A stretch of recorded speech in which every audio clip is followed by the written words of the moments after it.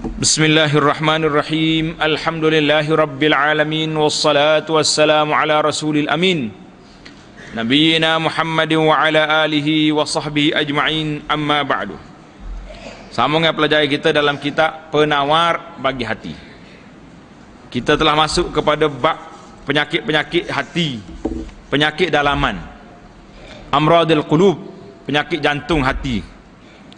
Bab yang kelima pada menyatakan kikir, bakhil. Kikir itu makna bakhil, kupit, dan kasih akan harta. Kita telah baca dah sebahagian daripadanya. Sambungan pada kita pada kali ini, dan ketahui olehmu. Ketahui olehmu. Sambil-sambil kita duk cerita harta, duk cerita apa ni, orang duk cari harta ni, kita kena ingat bukan semua harta tu salah, dan bukan harta tu tak baik. Ada harta baik. Kalau tak ada harta semua, macam mana kita nak membangunkan negara? Macam mana kita nak buat masjid? Jadi banyak benda tak sakut. Dan ketahui olehmu bahawasanya harta itu tiada dicela akan dia semata-mata. Bukan kita celah semata-mata kerana dia tercela, tidak. Bahkan yang dicela itu harta yang melalaikan daripada ibadah.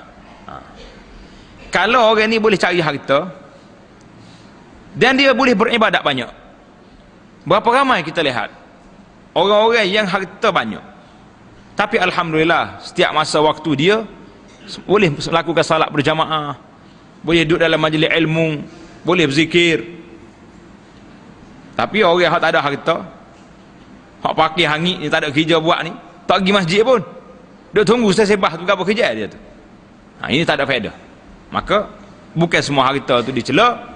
Yang dicelanya harta yang melalaikan daripada ibadah. Kalau harta kita boleh bantu kita beribadat pula, lagi bagus. Adapun harta yang menolong atas ibadah, maka iaitu dipuji. Mana cerita? Sabda Nabi sallallahu alaihi wasallam, ni'mal malus salih lil mar'is salih. Artinya, sebaik-baik suatu harta yang baik bagi seorang yang baik. Harta yang baik itu bila harta itu duduk dengan orang baik. Sebab apa? Sebabnya bila dia baik, maka harta tak akan pergi tempat baik. Selepas baik itu, tutup kurungan. Itu bagi seorang yang baik. Itu tamaklah terjemahan hadis. Hadis ini ada cerita sedikit. Tanda situ cerita dekat kitab kita tu, dhabit situ. Yang pertamanya, hadis ini riwayat Imam Ahmad, dalam kitab kita yang kata riwayat Imam Ahmad dan At-Tabarani dalam kitab dia Al-Kabir wal Awsat, daripada Amr bin Al-As, kata di Iraqi bisanadin sahih. Sanadnya baik. Cerita macam mana? Hadis ini riwayat daripada Amr bin Al-As. Tengok Amr bin Al-As dekat nombor 4 di bawah tu. Suatu hari Rasulullah sallallahu alaihi wasallam hantar seorang utusan pergi ke rumah Amr bin Al-As. Tanda nama apa sahabat ni? Amr bin Al-As. Dia kata, "Hei Amr, Rasulullah sallallahu alaihi wasallam perintah kepada kamu, khudh alaika thiyabaka wasilahaka." Ambil senjatamu, ambil pakaian kamu, pergi jumpa Rasulullah sallallahu alaihi wasallam. Maka bila Amru ni dengar arahan suruh pergi jumpa Nabi, dia terus pergi. Siapa-siapa, dia sedang tengok Nabi sedang berwuduk. Fasa'ada fiyan nazar. Nabi tengok pada Amru, Nabi pun sudah kerja dia. Dia tengok Amru mana, tengok Amru mari.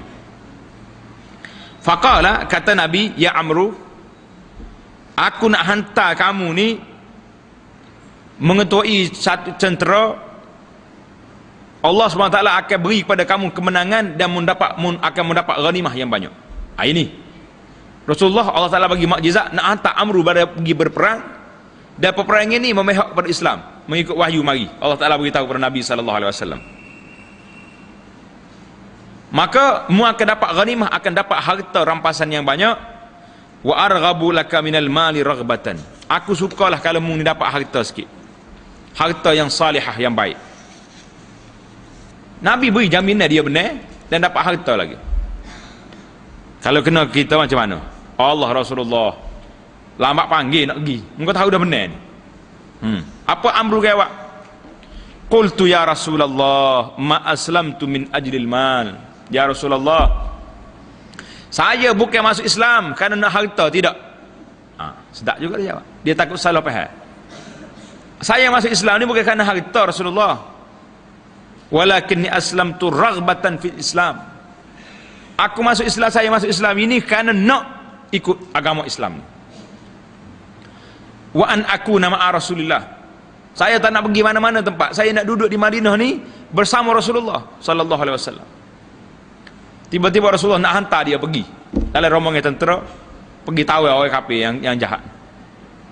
Faqala, maka Nabi pun bersabda, ya Amru, ni'mal malus salih lil mar'is salih. Nabi kata, ya Amru, sebaik-baik harta yang baik itu bagi orang laki-laki yang baik. Mu tak tahu mak harta. Bila aku cakap beritahu mu akan pergi berperang, menang, dapat harta banyak, mu kata aku bukan nak harta. Maknanya mu ni tidak tamak. Maka sebaik-baik harta ini beri kepada orang yang tak tamak, insya-Allah. Sebab apa? Kalau orang tamak dapat harta, ada faedah tak ada faedah untuk Islam? Tak ada faedah, dia kopi, duk simpan rumah dia, tak pergi ke mana. Hari-hari duk tengok ikan. Allah, 2 juta dah ada. Dekat nak bulan Ramadan, sibuk dengan zakat pula ni. Jadi apa ni, takut bila nak kira zakat tu. Saya ke duit tu Tuhan lah tahunya. Jadi itu dia cerita. Maknanya Tuan Syekh kita dalam kitab ni nak buat istinbat daripada cerita Amru di sini, bahawa bukan semua harta itu dicela. Harta yang dicelanya itulah harta yang melekakan kita, melalaikan kita daripada ibadat kepada Allah Subhanahu wa ta'ala. Tetapi tiada segia membanyakkan akan dia. Harta boleh cari, tapi janganlah banyak sangat sampai tak sempat masa pula kita terkejar-kejar sana sini. Bahkan yang lebih utama, diambil harta itu sekadar yang memadai sahaja. Sebaik-baiknya kita ambil harta setakat yang mencukupi kita. Kita nak pakai, kita nak guna, kita nak ibadat, kita nak infak fisabilillah. Kalau bolehnya setakat tu je kita ambil. Kalau tidak, terganggu juga kita. Ada gangguan. Kau tak ada? Mesti ada gangguan. Walaupun kita boleh beribadat, tapi kepala tu duk mikir macam mana nak tambah. Kerana doa Nabi sallallahu alaihi wasallam, Allahumma ij'al rizqa ali Muhammadin quta. Allahumma ij'al rizqa ali Muhammadin fid dunya kafafan. Ada dua riwayat, satu kata qut, satu kata kafaf. Tengok hadis ni diriwayat oleh Imam, dia tulis di bawah ni, Imam Bukhari dan Muslim, daripada Abi Hurairah radhiyallahu ta'ala anhu. Artinya, ya Allah, tak sedap pas terjemah hey Allah tu tak. Kini kita kalau nak terjemah doa ni kita guna ya Allah, wahai Tuhanku. Gitu. Kata-kata hey Tuhan, bahasa kampung, hey Tuhan. Ya Allah, jadikan olehmu akan rezeki keluarga Muhammad barang yang tiada ada ia berlebih daripada memadai. Memadai. Lepas sampai memadai, tutup kurungan. Selepas memadai itu tutup kurungan. Itu tamatlah terjemahan hadis. Jadi di sini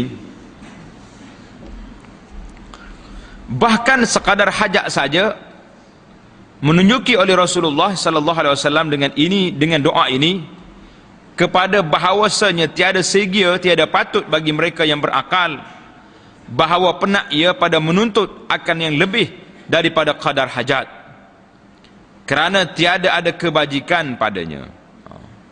Jadi sekadar hajat yang kita ambil. Lebih pada hajat tu tak buat kebajikan lah kalau tak kena caranya. Kalau kena cara, kebajikan lagi. Maka Nabi kita sallallahu alaihi wasallam berdoa, Allahumma ja'al rizqa ali Muhammadin kafafan, mana cukup sekadar ada. Ada riwayat yang kedua kata qutan, sekadar makannya dia nak makan.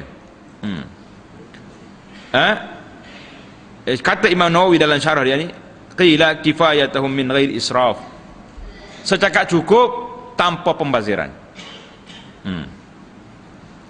Dia kata ada juga yang dah kata saddur ramak, sekadar nak alah perut, jangan lapar.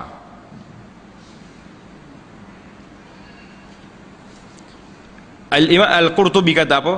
Doa Nabi kita minta biar cukup daripada makanannya, yang tidak membawa kepada dia ni pergi minta sedekah dengan orang. Kerana sedekah ni zul masalah, hina minta dengan orang ni, tidak hina kan. Kalau orang mari tengok, mari pula dah dia tu, mula tu nampak kehinaan dia. Baiklah, jadi dalam kitab kita ni kata kafafan sekadar hajat. Kita tengok huraian hajat di sini bagaimana.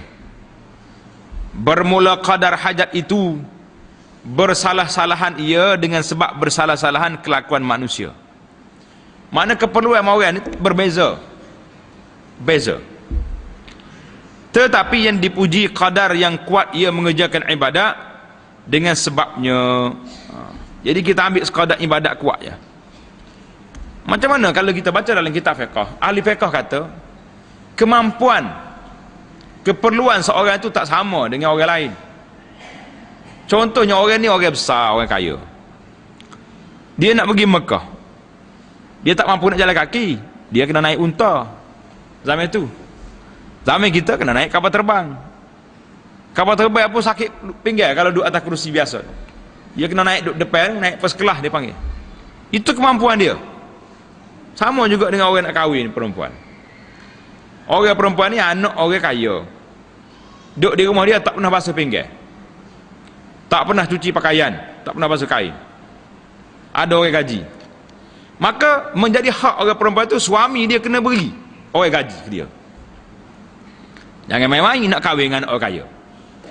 Dah jadi bini kita, ikut kita dah, bukan ikut kita. Kita ambil dia di atas tarah dia. Tarah dia ni bukan jenis orang dapur, tak pernah masak nasi di rumah dia. Kita kena cari orang gaji biar dia masak orang tu. Itu kemampuan. Baik. Ni bicara ni suka orang perempuan pula. Orang laki-laki letih pula dia kata lagu ni duk ajar benda-benda pelik ni. Baiklah. Adapun yang lebih daripada qadar memadai, maka ada padanya 3 kebinasaan. Allahu akbar. Ini binasa harta pula. 3 kebinasaan apabila kita ambil harta lebih daripada yang cukup. Yang pertama, menyeru ia kepada maksiat. Allahu akbar. Harta ni ajak kita buat maksiat. Bagaimana? Maka bahawasanya orang yang kaya lebih berkuasa ke atas mengerjakan maksiat daripada orang yang miskin. Orang kaya mampu nak buat maksiat, pasal semua benda dia ada. Dia nak pergi ke mana boleh, nak beli alat apa pun semua dapat, sebab dia kaya. Kalau panggil orang pun orang ikut dia. Ni orang kaya panggil ni, ikut. Kalau miskin panggil lari. Yang pertama. Dan setengah daripada memelihara daripada maksiat itu, bahawa tiada kuasa engkau mengerjakannya. Bila orang ni tak mampu nak buat maksiat, maka dia tak buat maksiat. Itu salah satu daripada cara nak menghalang daripada melakukan maksiat. Dan sabar pada ketika kuasa itu lebih sukar daripada sabar pada ketika lemah. Betul ke tidak? Kita waktu kita lemah kita sabar, memang kena sabar sebab kita tak mampu. Tapi kalau orang ini berkuasa, dia sabar, hebat dia. Sebab dia mampu buat maksiat tapi dia tak mau, dia sabar. Maka orang itu gagah dari sudut, kira-kira dari sudut imannya lebih kuat daripada orang miskin. Orang miskin kata saya tak buat maksiat, saya sabar, memang tak nak buat pun. Maksiat tertentulah, seperti berjudi, seperti apa-apa. Maksiat karu tak semaya itu serupa ya. Orang kaya dengan miskin sama jahat belaka. Hak mana tak semaya tu, muka semaya ni tak payah beli, tak puasa. Hak miskin lagi hebat. Duduk dalam hutan mana-mana tak ada apa-apa. Baik, itu dipanggil perbandingan. Dan kebinasaan yang kedua, bahawa menyeru ia kepada bersedap-sedap dengan segala yang harus dan halal. Berat juga ni. Yang keduanya, banyak duit ni mengajak manusia ni supaya banyak bersuka-suka, banyak seronok. Benda halal tak apa, tapi apa jadi kesannya? Dan apabila adalah badannya biasa bersedap-sedap, makan sedap, duduk sedap, pakaian pun kemah-kemah, apa jadi? Kenderaan pun hebat. Nescaya tiada kuasa ia meninggalkannya. Tak mampu dah nak turun darjat, tak mampu dah lah tu. Dan nescaya bersangatan kasihnya akan harta. Bila orang ni dah biasa hidup mewah, dia akan kasih kat kita. Nak jadi zuhud tu payah. Nak jadi orang zuhud payah. Sebab dia biasa. Itulah sebabnya Allah SWT suruh kita pergi haji sekali seumur hidup. Kenapa? Nak suruh kita merasai penderitaan, bagaimana hidup ramai-ramai, terutamanya di Arafah, di Mina tu duduk Allahu Akbar. Tilam satu, kapuh dua tilam, 3 orang duduk. Kita duduk rumah kita tilam 2 depan, seorang kita je guling 4 kali pusing tak jatuh lagi. Betul tak? Duduk di Arab, duduk di Mina, jumpa lah. Kadang-kadang kemah kita tu pula duduk tepi dengan tempat orang masuk. Allahu Akbar, bangun masuk pagi sampai gelap. Bising orang kerja lagi. Ada jemaah haji mari jumpa ustaz saya ni, daripada awal mari sampai kau nak klik daripada Mina ni, duduk tepi tandas, tepi ni, tepi orang kerja. Kadang-kadang duduk tepi tandas, lagi teruk bangun. Hina kita merendahkan diri, martabat kita ni kerana apa? Kerana Allah Subhanahu wa ta'ala nak tahtim, nak pecahkan keinginan nafsu yang selalu nak bermewah-mewah. Tengok. Tapi bila orang tu dah banyak harta, apa jadi? Dia akan sayang, dia payah nak turun darjat daripada seorang yang mewah kepada orang yang zuhud. Memang payah. Nak naik lonjak naik ada, nak naik atas. Nak lagi tinggi ada. Nak turun bawah payah. Macam mana nak turun? Inilah Allah Ta'ala ajar kepada kita. Puasa. Mu kaya setara mana pun, ambil mu. Lapar 12 jam, 13 jam satu hari. Lapar ni huru-hara juga. Tak huru-hara. Cuba tak puasa. 4 kali makan daripada pagi. Lepas subuh makan dah. Pukul 10 makan pula. Zuhur makan. Lepas asar 4 kali makan. Tiba-tiba mu dipaksa tak boleh makan. Tunggu sampai maghrib. Lalu ke pasar bazar Ramadan tu, Allahu Akbar. Bercerok. Tak? Duduk main telai air liur tengok. Makan yang seliur comel-comel. Bulan Ramadan pula nyok. Makan ni hak keluar daripada bulan Ramadan ni, hak dalam museum pun keluar balik. Pelik-pelik makan ni. Musim ni tak ada dia nak cari. Tapi bulan Ramadan menu hak dia keluar tu dah hak mari dalam museum. Mana hak barang-barang lama ada belaka. Ondel-ondel lap teri mandi berapa benda tiba itu. Maka dengar ni. Bila biasa badan itu bersedak-sedak, nescaya tiada kuasa ia meninggalkannya, dan nescaya bersangatan kasih akan harta. Natijah dia akan pergi ke kasih ke harta. Dan apabila kasih ia akan harta, nescaya terjadi padanya beberapa kesalahan. Diriwayatkan daripada Sayyidina Isa ibnu Maryam alaihi salam, Nabi Isa kata apa? Hubbud dunya ra'su kulli khati'atin. Hubbud dunya ra'su kulli khati'atin. Jadi ada orang kata hadis ni, ulama hadis kata diriwayatkan daripada Al-Hasan Al-Basri, mursalan, diangkat ke Nabi. Ada riwayatnya mengatakan dia ni mari hubbud dunya ni mari daripada mana? Mari daripada riwayat daripada Nabi Isa alaihissalam. Macam-macam riwayat lah. Yang pentingnya dari sudut hadisnya bermasalah lah, dia tu lemah lah, sebab dia hadis mursal. Tapi apa artinya? Artinya kasih akan dunia itu kepala, punca tiap-tiap kesalahan. Habis lepas kesalahan tu tutup kurungan. Setakat tu ya kata-kata yang dipetik daripada hadis ataupun daripada kalam Isa ataupun daripada pandangan ulama tadi. Hubbud dunya ra'su kulli khati'atin. Kasih ke dunia itu punca segala kesalahan itu duduk di situ. Kenapa? Kerana mula menjatuhkan ia kepada yang syubhat. Bila kita nak ke harta, mula-mula cari halal dulu. Halal ke tak halal? Tak halal, tak ambil. Tahap pertama. Tapi kalau dah biasa dengan harta banyak, hai tak apa cukup ni, tak apa cukup ni. Tak apalah tanya ustaz. Saham ni setara mana saham ni? Ustaz pun kata saham ni tak apa-apa cara lagi ni, tapi syubhat ada, kesamaran itu ada. Tak apa. Yang penting tidak haram lagi. Akhir sekali haram tu dosa besar ke dosa kecil?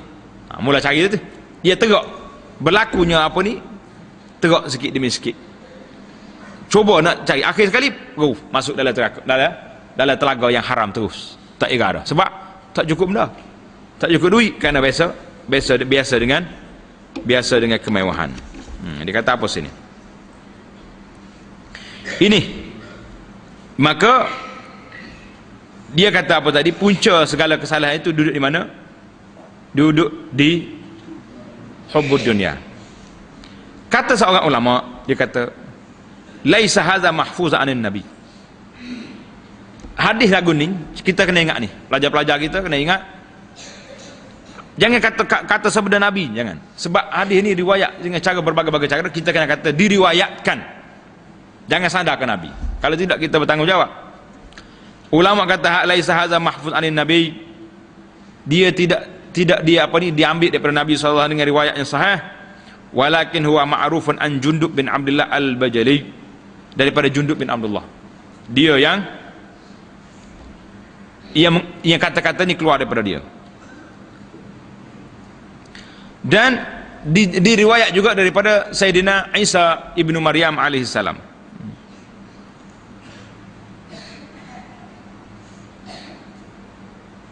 Jadi dia kata apa sini?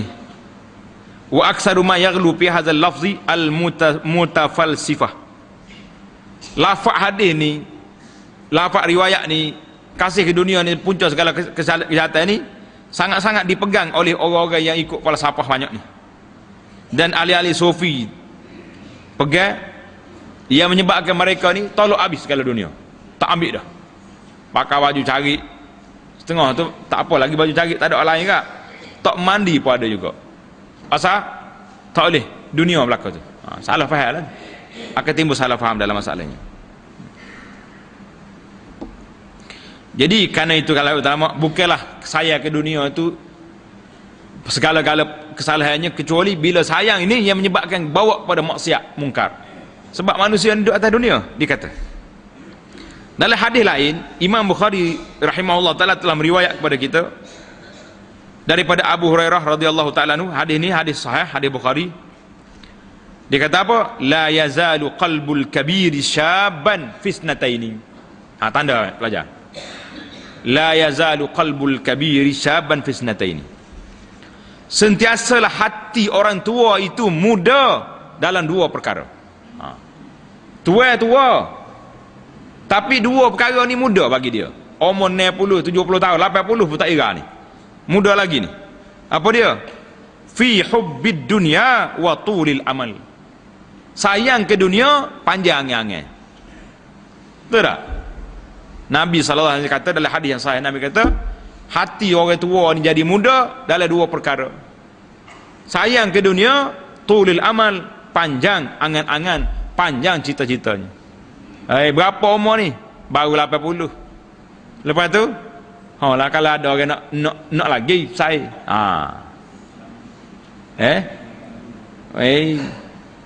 Allah yarham ayanda kita ni ibarat dia lagu lain. Dia kata hati orang tua ni macam pokok kelapa. Batangnya tua, umbuk dia muda. Betul tak? Kalau umbuk tua juga mati dah pokok kelapa tu. Tapi umbuk tu muda, naik semacam ni. Ijaz semacam muda. Ni masalah kita ni. Ni tidak dia jadi lemah. Allah yarhamul walid. Allah ghafir lahu. Banyak ibarat-ibarat dia kita duduk bawa sekarang ni. Kadang-kadang orang tua dia ingat balik sejarah lama tu. Dia kata ingat lagi dia atas sejarah ayah dia. Kena ingat. Dia kata orang tua ni tua batal je. Tapi umbuk dia muda. Nafsu tu lah mudanya. Kalau nafsu tua dah, tak balik-balik dah duduk masjid dia ni. Zikir. Tak. Ni nak tunggu maghrib dengan isya. Kalau tak ada kuliah tu, go lari. Ini hodok atas masjid ni tak lari lah, hodok kapun. Nak tunggu lepas subuh.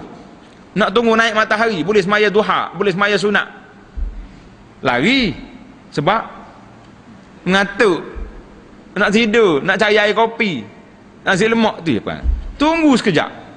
Saya tengok naik matahari boleh semaya sunat. Nabi kata boleh pahala sekali haji. Besar pahala tu, tapi lari juga kita. Kenapa? Ni lah. Ki umbuk tu, umbuk tadi umbuk. Batal yang tuanya kekoh tak lut dah batal tu. Ha. Tapi umbuk muda. Ha. Dalam hadis yang lain, hadis yang menunjukkan kepada umat ini akan diganyang oleh orang. Hadis ni panjang ni. Hadis Abu Daud ni. Nabi kata, ringkasan terjemahannya, yushikul umam an tada'a alaikum. Umat-umat lain akan mengganyang kamu, meratah kamu, menyepak kamu, seperti berlaku hari ini. Berlaku tak berlaku? Orang Islam hari ini dimain-main oleh orang kafir. Seperti orang-orang yang sedang makan-makan ni dalam talar dia. Kita talar depan kita ni.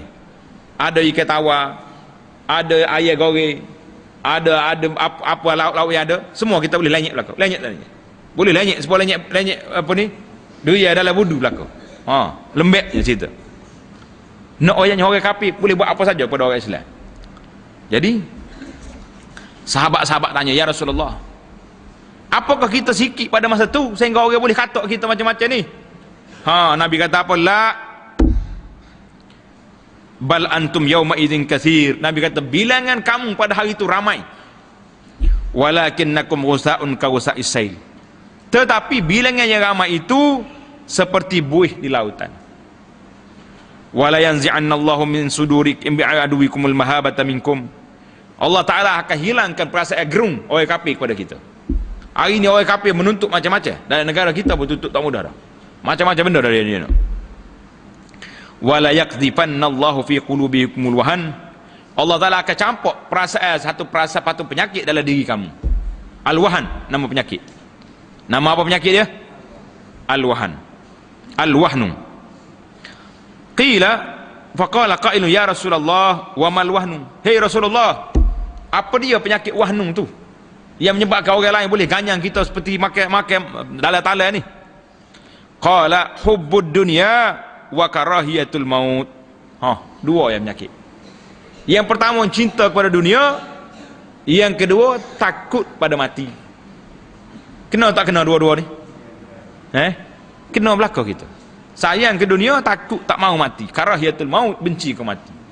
Orang dulu boleh mengatakan dunia sebab apa? Sebab tak takut mati. Nahnu qaumun azanallahu bil Islam. Kita ni satu kaum Allah Ta'ala mulia dengan sebab Islam, maka dia pergi perang tak takut mati. Benar pula dia. Tu dia. Cerita panjang. Kesalahan yang ketiga, banyak harta ni lebih pada keperluan ni, bahawa melalaikan ia daripada zikrullah, kerana berhimpun di dalam hati itu berbantahan dengan umpama kuli dan perhitungan dengan umpama kongsi. Payah nak bahas sikit.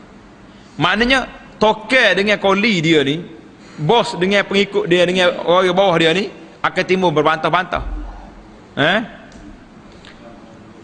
Dan apa ni, orangnya perhitungnya pula dengan kongsi.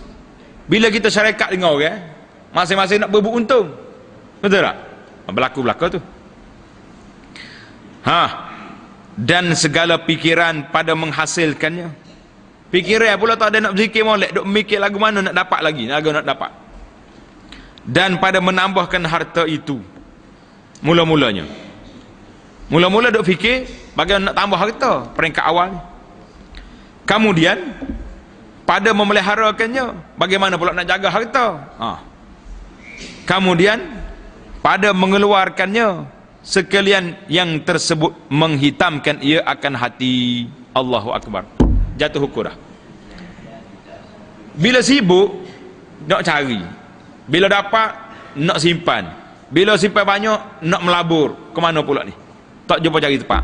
Semua benda ni kata Syekh kita ni menghitamkan hati dan menghilangkan ia akan jernihnya dan melalaikan ia daripada zikrullah. Seperti firman Allah Ta'ala, alhaakumut takasur hatta zurtumul maqabir. Surah At-Takatsur ayat 1 yang kedua, artinya melalaikan akan kamu daripada mengerjakan amal ibadah.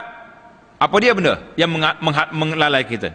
Oleh bermegah-megah dengan harta dan anak dan lainnya, hingga ziarah kamu akan perkuburan. Bukan ziarah kita tengok kubur, kita orang atas kubur, itu maksudnya. Lepas daripada akan perkuburan itu, tanda situ tamat terjemahan ayat di situ. Alhaakumut takatsur. Mereka melalaikan kamu dengan cari harta. Bila baru kita sedar kita ni lalai? Bila orang husung kita pergi kubur. Tak di kubur barulah ya Rabbi, laula akhartani ila ajalin qarib. Bila tu? Bila malaikat nak cabut nyawa, pakat duduk belagu dengan ayat tu. Tuhan, mintalah tangguh sikit lagi. Apa nak buat? Fa as-saddaqa wa akum minas salihin. Aku nak bagi sedekah, nak jadi orang yang saleh. Ada faedah lagi? Faedah apa lagi? Mayat mengusul sudah siap dah. Artinya hingga kamu mati dan ditanam kamu dalam kubur, ketahui olehmu bahawasanya makna kikir, makna bakhil, makna kopi itu menegah barang yang mewajibkan akan dia oleh syarak. Syarak suruh kita derma, bagi zakat, kita tak bagi. Syarak suruh kita bagi nafkah, kita tak bagi. Atau muru'ah, nak jaga maruah diri. Apa dia? Yang pertama seperti zakat. Nak jaga kewajipan maruah diri ni apa dia? Nafkah anak isteri. Wajib. Kalau kita dah ada keluarga, kita kena nafkah dengan dia. Baik. Dan yang kedua, seperti harta yang diberikan kepada penyair. Penyair ni makna ahli syair, penyajak, kerana menegah cercanya. Jadi orang syair ni dia suka, dia nak orang zaman dulu. Zaman dulu kalau dia nak cerca orang, dia tulis syair, sajak. Ada seorang nama Al-Warraq. Al-Warraq ni dia marah ke Imam Abu Hanifah. Dia pun tulis syair. Dia kata apa? Kami dulu dalam keadaan senang, sehinggalah datang seorang yang banyak menggunakan kias. Dia cerita Abu Hanifah ni. Imam Abu Hanifah ni banyak kias dalam hukum fiqh dia. Bila dia cerita, kami dulu duduk baik-baik, belajar ilmu betul-betul, sehinggalah mari orang banyak menggunakan kias. Bila dengar kepada Imam Abu Hanifah cerita ni, dia pun ambil duit, bagi hadiah ke orang tu. Bila siapa dia hantar ni? Imam Abu Hanifah hantar, sebab kamu sebut cerita dia dalam syair.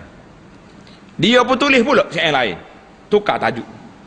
Sekiranya orang bawa hukum hakam berdasarkan pada qiyah yang banyak, qiyah yang tidak betul, nescaya kami akan menggunakan qiyah yang betul, yang tepat dengan syarak, iaitulah qiyah yang digunakan oleh Imam Abu Hanifah. Tukar. Itu dia panggil, ada kalanya kita terpaksa kena bayar kepada ni penulis-penulis upahan macam ni. Kalau zaman kita hari ni orang panggil blogger. Blogger marah kita ni. Blogger ni dia nulis tak tahu kalau. Dia tulis ikut sel. Dia tulis ustaz ni sekian-sekian. Tulis dah. Nama kita pun ada, nama orang lain banyak lagi lah. Orang lagi ni kalau kita bagi pitih, dia puji kita pula ni. Dia inilah di antara orang yang terbaik. Orang pemurah orang ni. Dia boleh tulis apa saja sebab pen apa ni? Tulisan lain di ujung jari. Dulu payah kena hantar surat khabar, lambat nak masuk majalah. Ni sekarang ni tulis sekarang keluar dengan telefon pun boleh nulis. Hantar tulis dengan telefon, hantar lagi. Zaman internet ni mudah. Syekh ni kata apa? Harta ada kalanya nak jaga maruah kita, jangan bagi orang cerca. Seperti beri harta kepada syak penyair kerana menegah cercanya, maka mereka yang tiada memberi akan isterinya akan sesuap makanan yang lebih daripada nafkah yang wajib, tiada dinamakan ia kikir. Dan apa ni? Pangkat pemurah itu memberi barang yang lebih atas yang wajib pada syarak.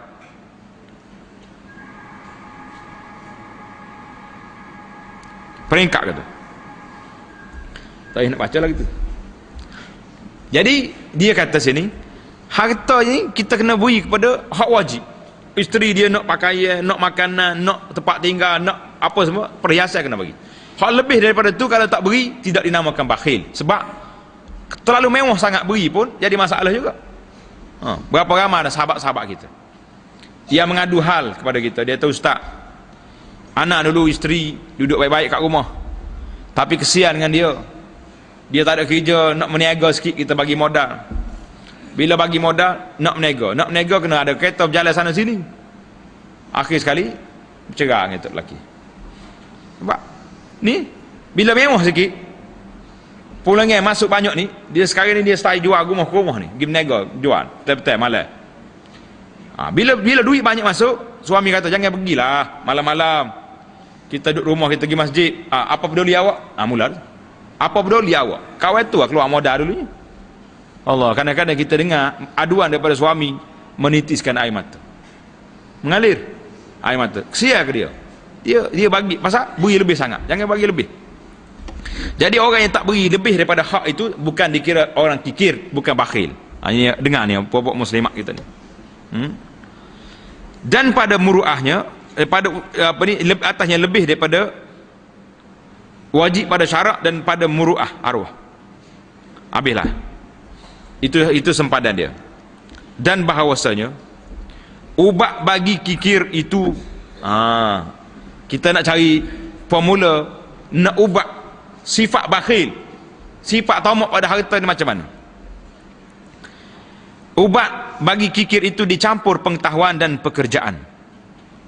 Kita kena campur dengan pengetahuan, satu, campur dengan pekerjaan, dua, gaul dia sini, maka dia akan keluar ubat. Apa dia? Adapun pengetahuan, tanda situ nombor satu, ubat yang pertama pengetahuan. Maka bahawa mengetahui engkau akan seksa pada negeri akhirat dan dicela manusia dalam dunia. Ingat baik-baik. Kalau kita ni bersikap bakhil, kopi, kedekut, di akhirat kita akan kena sebab tak keluar zakat. Atas dunia kena cerca dah pada manusia sebab kita tak pernah derma. Satu. Dan mengetahui engkau akan bahawasanya harta itu tiada bersama-sama dengan dikau ke dalam kubur. Betul tak? Kita kena mikir, harta banyak mana kita duk peluk dia, kita duk dakak dia, kita duk sayang dengan dia, dia tak masuk dalam kubur kalau kita tak bawa dia pergi sekali. Bukan bawa buku dalam kain kapan. Kalau bawa harta dalam kain kapan, tak ada setengah malam terbuka kubur, yang pergi ambil dia orang. Mana takut orang sekarang. Ada orang kata kubur sekarang ni kena koci malam-malam. Sebab dulu orang tak pergi sebab orang takut ke hantu. Yang pergi kubur malam takut hantu. Sekarang ni hantu takut ke orang. Buat-buat penagih dadah lagi duduk main mengisap atas kubur. Kubur kena kunci. Terbalik pula hantu takut ke dia. Tu dia. Berat zaman kita ni. Berat penyakit. Dan mengetahui akan engkau akan bahawasanya harta itu tiada bersama-sama dengan dikau ke dalam kubur. Memang tak masuk dalam kubur harta kita. Dan hanya sahaja yang menyertai akan dikau ke dalam kubur engkau itu segala amal engkau yang baik dan yang jahat. La ilaha illallah. Dua-dua masuk. Yang baik masuk, yang tak baik pun masuk. Kita bersedialah bawa yang baik je lah. Seperti bersedekah, itu baik. Yang jahatnya kikir, bakhil, itu jahat. Dan bahawasanya segala harta itu milik bagi Allah Ta'ala, dan memberi ia akan dikau daripadanya supaya engkau belanjakan pada pekerjaan engkau yang berfaedah. Dan bahawa engkau ketahui bahawasanya menahan akan harta itu jika kerana hendak bersedak-sedak dengan dia pada keinginan, maka pahala akhirat lebih sedap daripadanya. Jadi kena mikir panjang lah. Aku ni seronok mana atas dunia pun, dalam akhirat lebih lagi. Dan menunaikan keinginan itu tabiat binatang. Allahu Akbar. Binatang ni dia buat apa yang dia nak. Kita manusia ni kalau kita buat mengikut hati kita suka, kita ni turun darjat jadi hayawan. Dan membelanjakan harta pada taat itu tabiat mereka yang berakal. Orang berakal, orang berderma, guna harta ke jalan kebajikan. Dan jika adalah ia menegah harta, ni kena kita ni, dengar baik-baik ni, ni pukul yang maut dah lah. Dan jika adalah menegah harta dan menahannya daripada berderma, daripada bagi sumbangan, daripada buat kebajikan, kerana dicadang untuk anak. Tak boleh bagi derma banyak sebab harta nak cadang, nak taruh untuk anak-anak cucu esok. Maka seolah-olah ia meninggalkan anaknya dengan kebaikan. Tinggal anak buat baik sebab harta banyak, dan datang ia bertemu akan Tuhannya dengan kejahatan. Kita pergi jumpa Tuhan tak ada bekalan sebab tak bagi derma, tak keluar zakat. Orang tak keluar zakat ni jahat ke baik? Mu tinggal anak mu senang, mu susah. Cerdik kau orang lagu ni? Tak cerdik lah. Maka ini sehabis-habis bodoh. Berat Syekh ni bagi malam ni. La ilaha illallah. Mu tinggal orang lain senang, mu sendiri susah depan Tuhan. Inilah orang habis-habis bodoh. Malam ni klik tengok cek balik akaun kita duduk mana.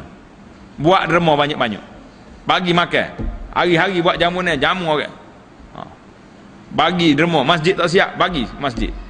Asrama kita banyak tak naik, buat asrama. Jangan duduk takut sipai apa duit banyak-banyak, biar kita sipai nak pergi dalam kubur. Kerana menyenangkan ia akan orang yang lain, dengan memberi mudarat ia akan dirinya sendiri. Ni orang tak cerdik nama dia. Itu ubat nak menghapuskan sifat bakhil dalam diri kita melalui ilmu pengetahuan. Kalau kita hitung satu-satu, berapa perkara dah tu? Banyak dah tu tak? 10 perkara mungkin. Jadi kalau cetakan baru ni mungkin dia akan buat nombor 1, 2, 3. Baiklah, kita berpindah kepada tajuk yang kedua.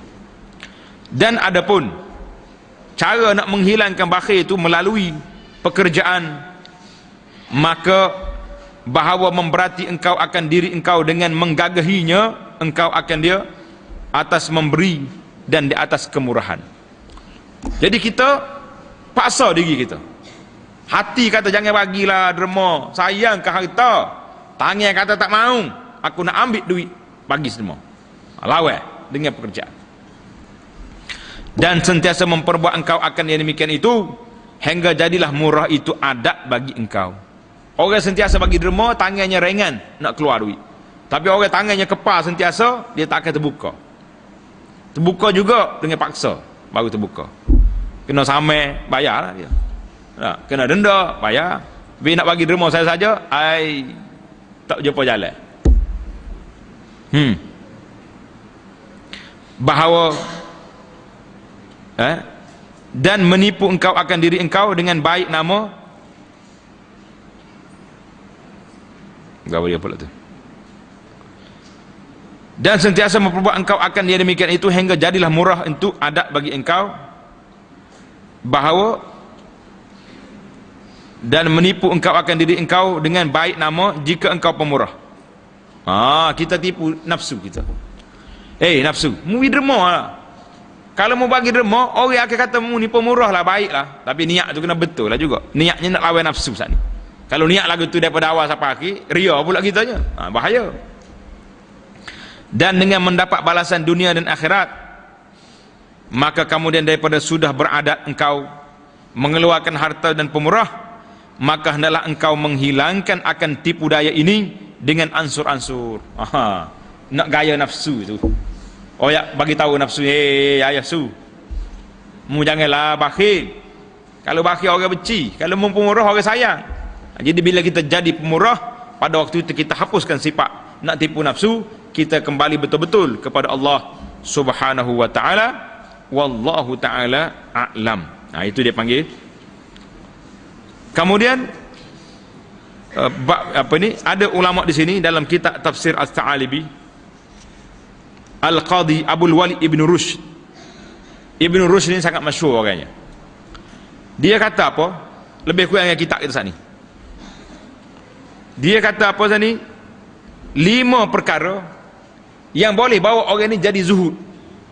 Tak terikat dengan dunia. Lebih kurang hal dia kata saat ni, apa yang pertama kita ringkaskan, dunia ini faniyatun. Kejar dunia ni hilang, fana, yang menghilangkan khusyuk hati kepada Allah. Yang kedua, sayang ke dunia ni mengurangkan darjat di sisi Allah. Tuhan nak bagi darjat mana, kita tak ibadat, tak sibuk dengan dunia. Yang ketiga, meninggalkan tamak pada dunia ni qurbatun, menghampirkan diri kepada Allah dan akan mendapat darjat yang tinggi di akhirat. Yang keempat, berfikir tentang panjang kira-kira di akhirat esok. Orang bagi banyak harta, lagi banyak dia kena cek malaikat di akhirat. Yang kelima, kita mencari keredaan Allah Subhanahu wa taala. Jadi kalaulah orang ni harta yang halal, tak apalah. Kalau harta haram, macam mana kita nak mendapat keredaan Allah Subhanahu wa taala?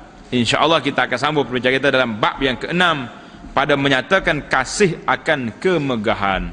Bab yang ke-6 pada menyatakan kasih akan kemegahan. Insya-Allah kita akan sambung dalam perbincangan kita yang akan datang. Subhanakallahumma wa bihamdika asyhadu an la ilaha illa anta astaghfiruka wa atubu ilaik. Wa sallallahu ala nabiyyina Muhammad wa ala alihi wa sahbihi ajma'in walhamdulillahi rabbil alamin.